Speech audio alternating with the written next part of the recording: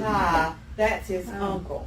Because they Oh. live, He can do they some live floors, in though. Law, Mississippi. But it was off for a while. He had to have hip surgery. Yes.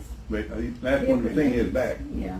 Well, he's kin to. Well, all of them, as they have gotten more and more successful, you can tell it is affecting the way that they Do stuff. do things. And the thing I don't like about Chip and Joanna is they'll go in there and they'll show them all this stuff, and they'll say, okay, now this is the design, and she says, and I've got $2,500 extra that we want to let you pick out how you want to spend that $2,500. That's above what y'all asked for, and they'll pick something out, and then the next thing comes up. Oh, we found this. We're gonna need an extra $5,000 from y'all. I said, I know how to spend that $2,500 back in my pocket. Yeah, but they do that just about every time. Yeah. They've had a lot of problems with when they do something, the colors that people didn't like. They've had a lot of lawsuits on them. They have, you're Yeah. right. Yeah, I read that. I've had a lot of lawsuits. And, That's why they ain't on You know, TV doing much none anymore. of that furniture studies that they put on That's there. just showing. No, Main Cabin Masters, that's a different thing. Yeah. Well, they own, Everything they put in there. They But own- now they do take away a lot of stuff that could be used. Yeah. Oh, yeah. Yeah. I think. but the Gaines family owns Magnolia Network. They're not hurting. Don't matter if they do that show or No. not. They're No. doing all I right. still like what Cabinet Masters though. Yeah, the Cabin Masters are the most realistic. We watched. And Barnwood Builders, if you hadn't watched that. I've watched them too. And see, we saw one episode where the Barnwood Builders were up in Maine, and they actually met at a restaurant with the Cabin Masters, and that was an interesting little day.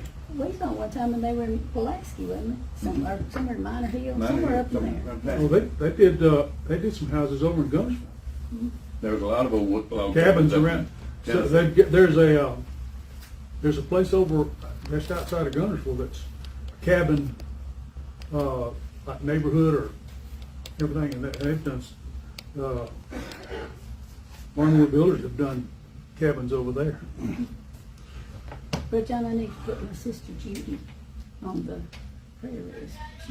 She had her first stroke 2 years ago this month, and she's had several since then. And she's in the hospital now, and the doctor wants to put her on hospice. Remind me of her last name. It's Barnes now. Barnes? N-E-S? Or just, B-A-R-N-E-S. Yeah. is she going through therapy or in the hospital right now? Well, I'm not Yeah, sure. we've got another week in I this just found one. out yesterday that she's in the hospital, so I don't They're know. here, so we'll get them out. Ned is at home doing good. I talked with him and Betsy yesterday, and he can't tell whether he says he feels a little bit better already, but after a surgery like that, a lot of swelling, and it's hard to say how things are going to turn out. So continue to pray for him. Andy told us last week that Braden Runnels is in boot camp training for Marines, I think he said. So I think there's a record number of people in our country that are enlisting in various different ones. I think I had a nephew that was in the Coast Guard for a little while, and I imagine that's pretty exciting right now. I imagine most of the Coast Guard down on the Gulf of America now and trying to Get the business away with it. So My grandson just graduated from, OCS yeah, in the Marines. Marines. He's going to be an officer. He graduated second lieutenant. Of course, when they graduate, they're all second lieutenants. So they ain't going to be deployed anywhere there's fighting. We hope. I've got an appointment next Monday, not tomorrow, but next Monday with my heart specialist. It's just, I hadn't seen him in a long time.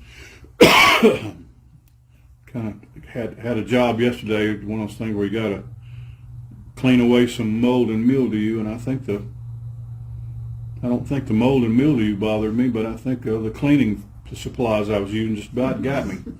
Well, that's strong stuff, and it Yeah. still didn't just peel off magically like I hoped it would.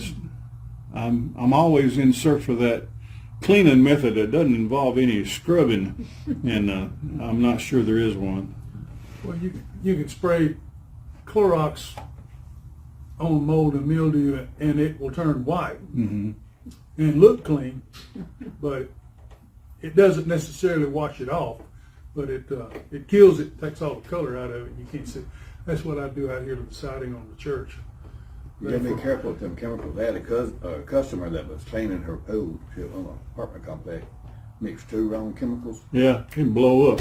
The field there right on the spot. Make poison. It'll make Yep. poison gas if you're not careful. Didn't even get off the edge. I mean, she, I imagine that's how a lot of these chemical weapons were discovered. Yeah. People were just putting things together to see what would happen, and a lot of it just they discovered a lot of that in World War I. They could create kind of a fog of poison. It would just lay on the ground, and it would just go wherever the wind blew it. And when it got to a foxhole, it would just go right down in that foxhole. MacGyver made a whole show out of it. All right, y'all carry on. All right, went by to see Randy Friday. He's still a little bit aggravated with them old folks. But he's I know old people can be He's- aggravating. he was all right though. We had a pretty good visit. I didn't have to fuss at him none this week. He's pretty good. And they came and got him to take him to. I was still there talking to him. And a lady came and she says, "Well, you got a visitor?" And I said, "Well, what do you need with him?" She said, "I need to take him to physical therapy and stretching." I said, "Well, take him and stretch him." I said, "He used to be taller." Take him and stretch him and get him. I said, "I got to go anyhow." But he's doing all right.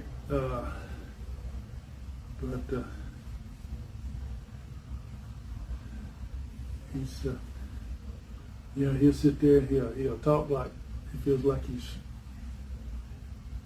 just, first thing he says to you is, "Well, how is it out in the free world?"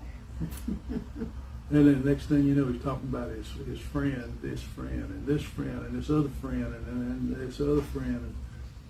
And I'm sitting there thinking, well, you never talk about your friends when you was living in that trailer all by yourself. Except people that happen to see you at church. I said, these people you see every day. But he's coming around. I think he's going to be all right. But it's a struggle sometimes, I think. But preacher said Ned was doing good. It's just amazing to me. I remember when I was young, if you had your tonsils taken out, you'd be in the hospital 3 or 4 days. And they did back surgery with him and sent him home. And said, "Start walking." So things have changed. They figured things out. They said that laying around stuff is not as good for you as they thought it was.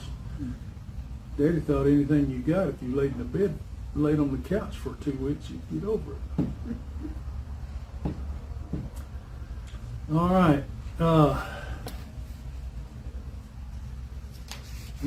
We got this lesson and then next week's lesson left in this book. We're trying to tie up the end of Deuteronomy. Deuteronomy, the whole book pretty much has just been Moses. It kind of gives an illustration, and there's a picture here of this woman sitting there talking to her child. I don't know if y'all got the same picture in your book. It says, everybody's seen it. She's, like first day of school or something like that. They're sitting down, now remember this and remember this and remember this and don't forget and act right and do all this. And that's basically what Deuteronomy is Moses coming back and telling the people, God's told you what to do. I've told you, and I'm going to tell you some more. And that it seems like every lesson we talk about the same thing, but that's what he's doing. He's basically just repeating it. because we need to keep reminding ourselves, and that's what he was trying to do. Because Moses knew he wasn't going over. He was going to die before they crossed. So he said, "This is my last chance." We need to make sure that we continue to remind ourselves of the things that God has told us to do.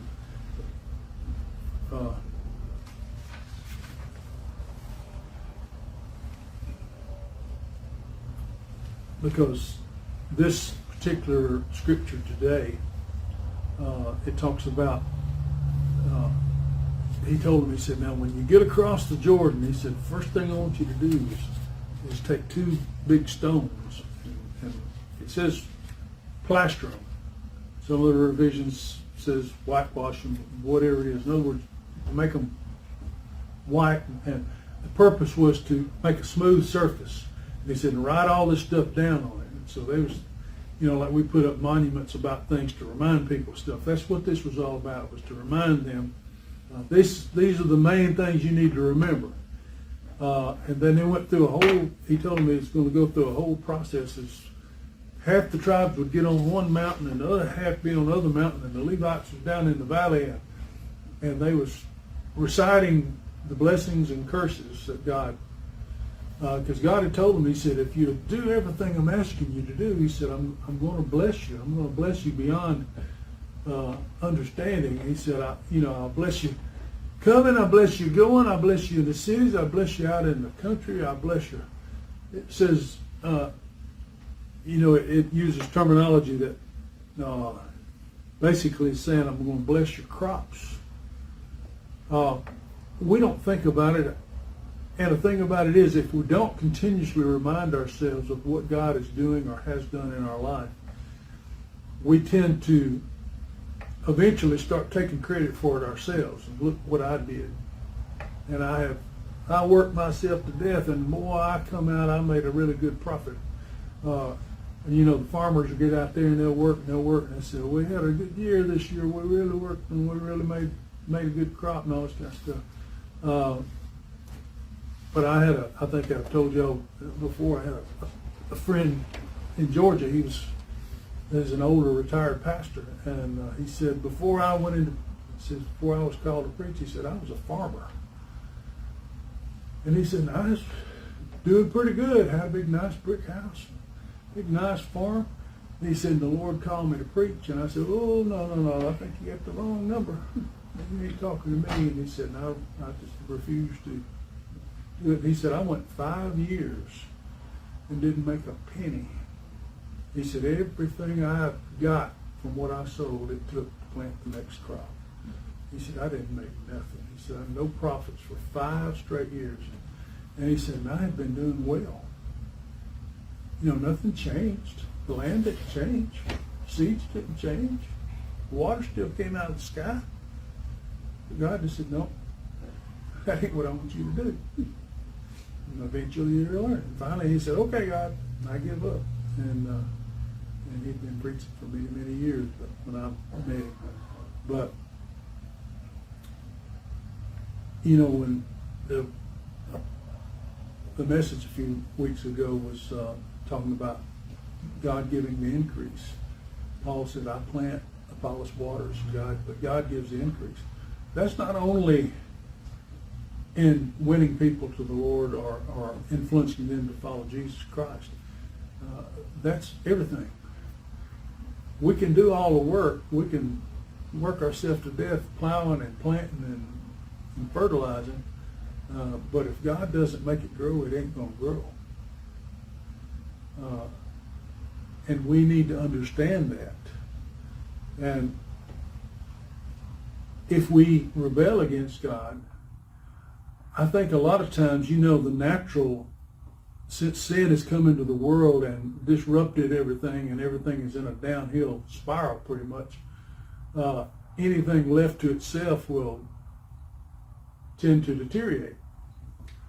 But I believe that when God is talking about blessing us, it's kind of like he's standing there holding everybody back. You know, every once in a while you'll ride out in the country somewhere. We've been doing a lot of riding around all the mountains and everything like that. And every once in a while you'll come up on old home place and you can just barely see the house because all the bushes and the trees have just kind of grown and the grass has grown up. Matter of fact, it's right down the road here from the church is a house that's got a pretty pond out in front of it. And when we first started coming down here, it was a beautiful piece of property.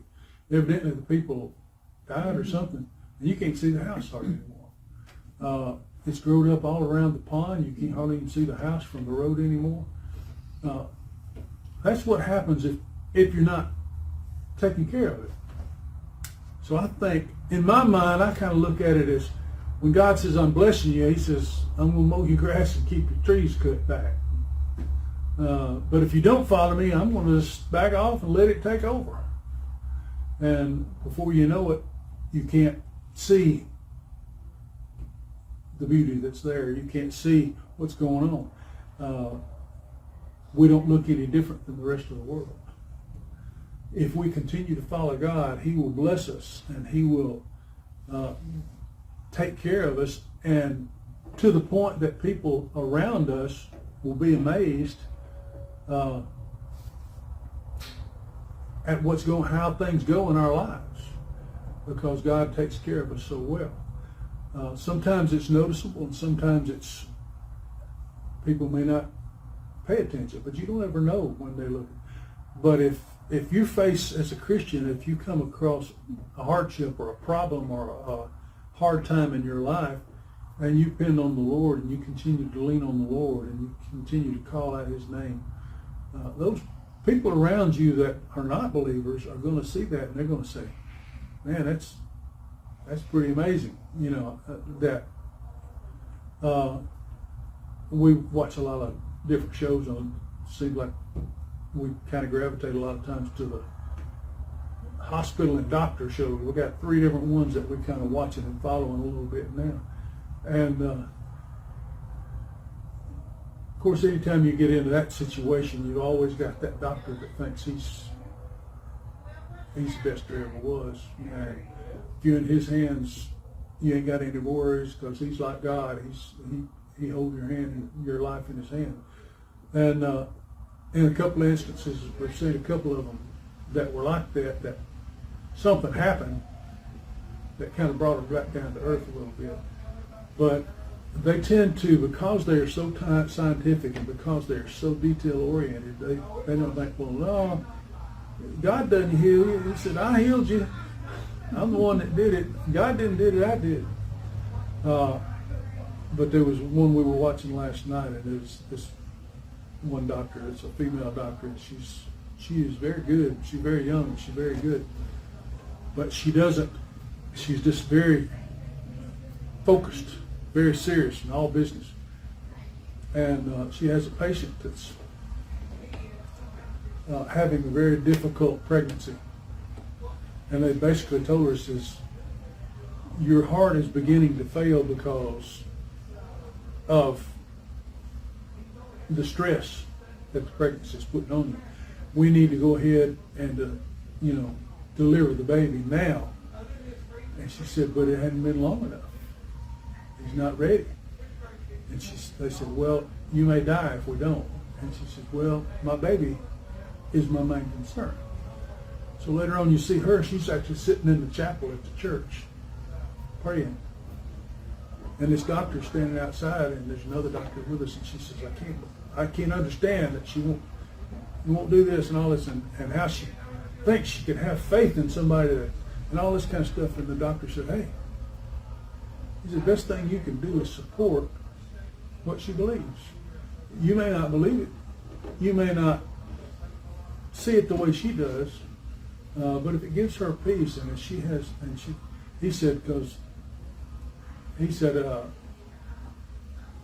having faith makes a difference. He said, if somebody has faith, then they're more likely to get better.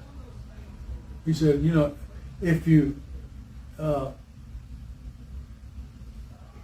if you say, I know God's in control and whatever is best is going to happen, and I feel like he's going to heal me, or I feel like he's going to bring me through this, then your attitude, just in that attitude, your positive attitude will lead you toward doing better.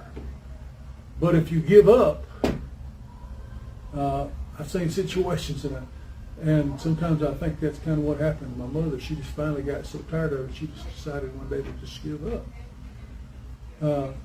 Because it was like she knew. The lady that stayed with her, my mom was a little pretty much straightforward sometimes, and if you didn't know her well, you'd get very insulted because she was come off rude. And she just looked over at the lady and she says, wouldn't you be more comfortable over in that other room? And so she said, well, yeah, I'll go over there. I'll watch something else.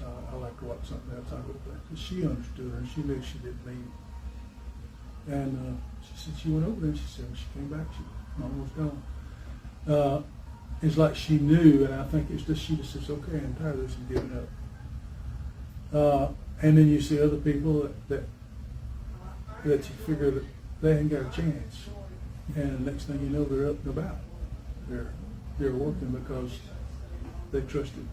They had faith. They had drive. We saw a movie not long ago. It was Hearts on Fire, and it was about a little boy that when he was young got to playing with gas and it exploded, and he was burned on 100% of his body.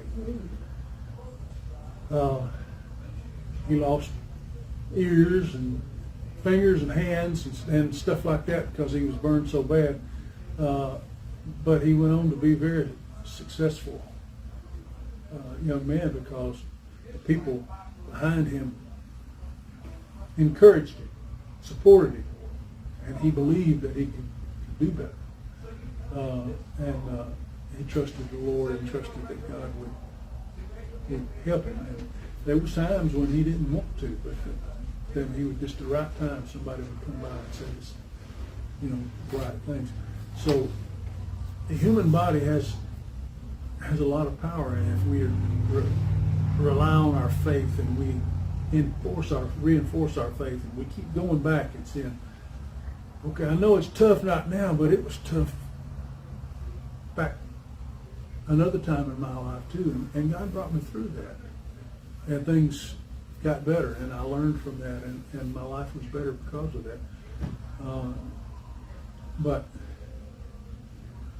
the little church that's kind of off the road right up here, they have that little sign out front, and every once in a while they have something better, and it says, don't get so caught up in worrying about what God's going to do that you forget what He's already done.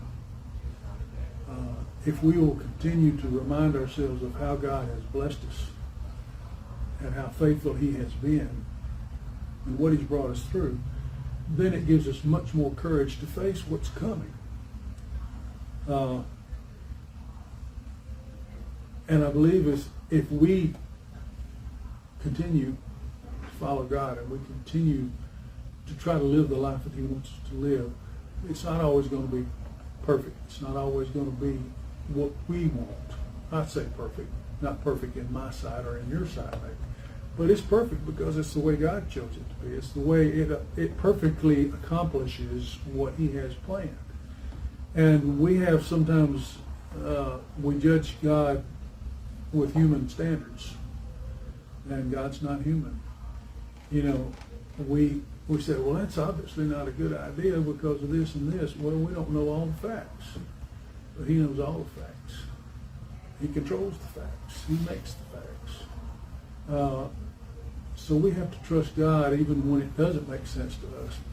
And they were about to cross over, even though they were, the men fighting age were over 600,000 men. That sounds like a lot of people. But there were just a whole 7 major tribes of people over in Canaan that were much larger than them. And they were going over and going to take them all on. And just like playing football, you got your home team and your away team. Well, they was the away team every time. These people had their home resources. They had everything that they developed. They knew the land better. They knew the resources better. But God said, don't worry about that. I'm giving it to you. Sure, go ahead. All you got to do is go in and take it.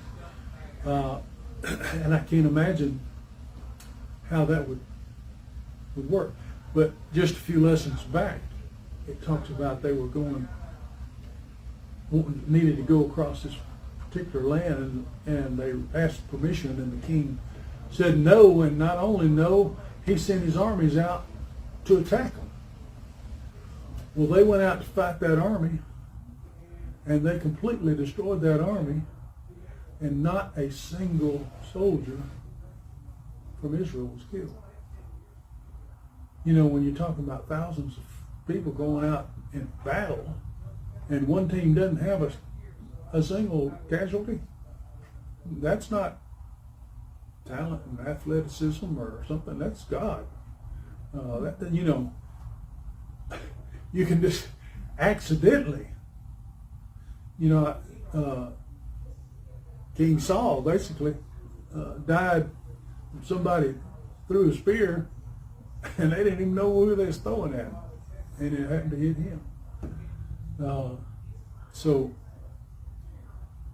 God can send you into what seems to be an impossible situation, and that's what He was sending the children of Israel into. He said, I know in your eyes and in your mind and in the eyes of the world this is an impossible situation.